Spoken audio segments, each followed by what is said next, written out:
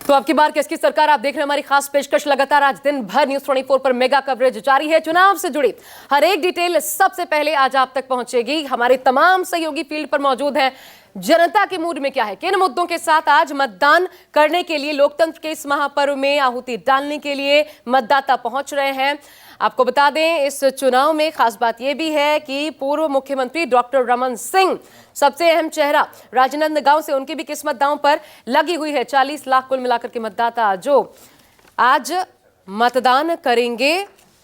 और मेरे साथ मेरे तमाम सहयोगियों को एक बार फिर आप देख सकते हैं। आशीष तिवारी आपको नजर आ रहे हैं, प्रदीप गुप्ता हैं, शिवम मिश्रा कोंडागांव से, चित्रकूट बस्तर से हमारे साथ वैभव शिव पांडे जुड़े हुए हैं।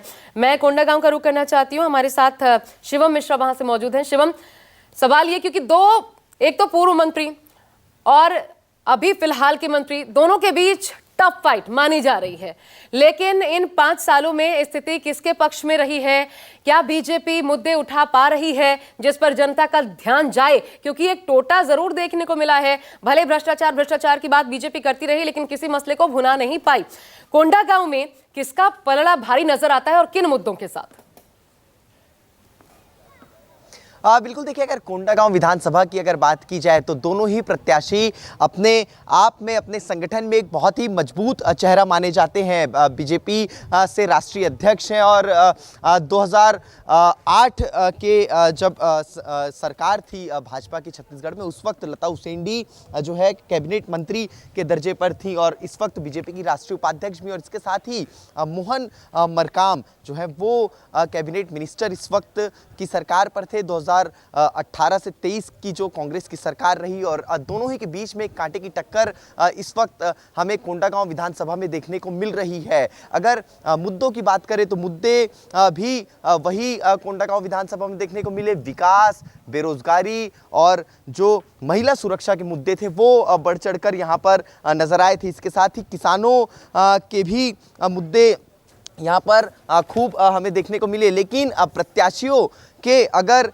यहाँ पर बात की जाए कि किसका पलड़ा भारी है, तो दोनों ही प्रत्याशियों के बीच कांटे की टक्कर देखने को मिली है। और न सिर्फ इस विधानसभा चुनाव में बल्कि पिछले 2-3 विधानसभा चुनाव के अगर हम आंकड़ों को देखें तो ज़्यादा जीत का अंतर किसी भी प्रत्याशियों के बीच में नहीं रहा है। मोहन मरकाम पिछले चुनाव में 1700 से कुछ अधिक वोटों से अपनी जीत दर्ज किए थे और उसके पहले के चुनाव में लगभग 5000 से अधिक वोटों से अपनी जीत दर्ज किए थे। लेकिन जिस तरीके से विधानसभा में मतदाता है और मतदान बड़ी संख्या में होता है, तो उस के बीच ये समझ आता है कि लंबे समय से दोनों ही प्रत्याशियों के बीच कांटे की टक्कर समझाइए जरा शिवम। मैं अन्य जो हमारे सहयोगी हैं उनके पास भी जब जाऊंगी तो ये समझने की कोशिश करूंगी कि अलग अलग विधानसभा सीटों पर किसका प्रभाव रहा। सवाल ये कि ये प्रत्याशी देख करके मतदाता वोट करने वाले हैं, या सामने बघेल और रमन सिंह हैं, या फिर मोदी अहमियत रखते हैं, या फिर ये सबसे हटकर गारंटियां मायने रखती हैं?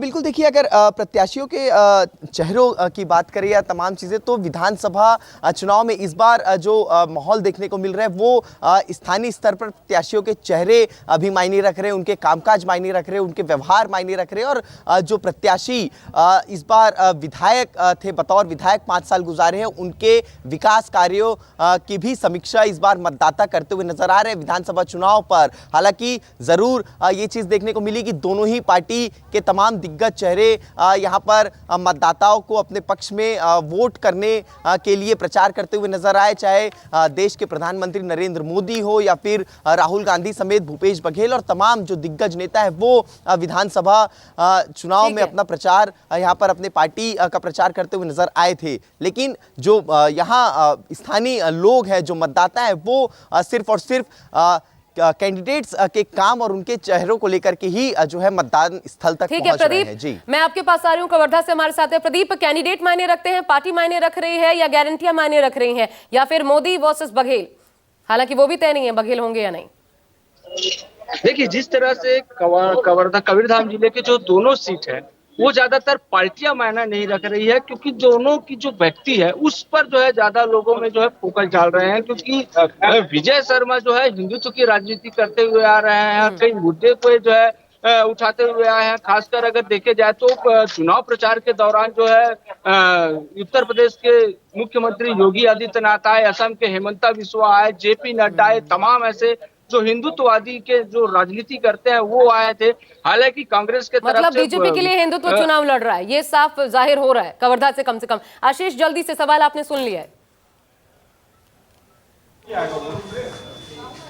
देखिए, बिल्कुल बीजेपी ने कोई कसर नहीं छोड़ी है इस दफे चुनाव में कि बीजेपी इस हिंदुत्व के मुद्दे पर अपनी जीत का परचम लहराए, और बीजेपी की स्ट्रेटेजी इस बात को ही लेकर रही है। आपको ध्यान होगा कि जब झंडा विवाद कवर्धा में हुआ तो उसे किस तरीके से पॉलिटिकल टर्नआउट करने की कोशिश बीजेपी करती रही, और बीजेपी के तमाम जो दिग्गज नेता छत्तीसगढ़ पहुंचते रहे हैं स्टार कैंपेनर के तौर पर, वो इस मुद्दे को प्रमुखता से उठाते रहे हैं। यदि कवर्धा जैसी सीट पर योगी आदित्यनाथ, यदि कवर्धा जैसी सीट पर हेमंत बिस्वा और अमित शाह नरेंद्र मोदी के पास की सीट पर जाकर यदि रैली करते हैं, तो इसके पीछे पीछे सीधे सीधे ये एनालिसिस किया जा सकता है कि बीजेपी हिंदुत्व के घोड़े पर सवार होकर इस सियासी दौड़ में कूदी है, और बीजेपी चाहती है कि पॉलिटिकली इस मुद्दे पर गेन भी पार्टी करे। और शायद यही वजह है कि तमाम नेता अपने भाषणों में इस बात का जिक्र करते रहे हैं, इस बात को बार बार दोहराते रहे हैं। लेकिन अब कुछ लोगों से भी आपको मिलवाता हूं मैं, जो पहली मर्तबा वोट डाल रहे हैं। आपके पास आएंगे, अभी समय कम है, इसलिए मैं एक बार वैभव का रुख करना चाहूंगी, बाद में विस्तार से आपसे लेते रहेंगे बीच बीच में डिटेल्स।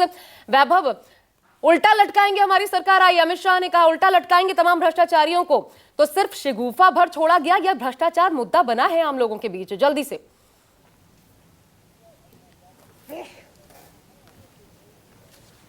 देखिए, जितना मैं समझ पाया हूँ उसमें तो भ्रष्टाचार मुद्दा नहीं है। यहाँ पे जाहिर तौर पर जो गारंटियाँ दी गई है वही असरकारी है, और उसी के आधार पर यहाँ पे जनता वोट करने के लिए पहुँच रहे हैं। एक और सबसे महत्वपूर्ण है जो बस्तर के इलाके में है, वो है आदिवासियों से जुड़ा हुआ मुद्दा, चाहे वो नगरनार स्टील प्लांट में निजीकरण का मसला हो, या फिर वहाँ पे नौकरी का मसला हो, या फिर बस्तर के अंदर सिलगेर जैसे जो आंदोलन चल रहे हैं, विस्थापन और सुरक्षा बलों के कैंप खुलने को लेकर के हो।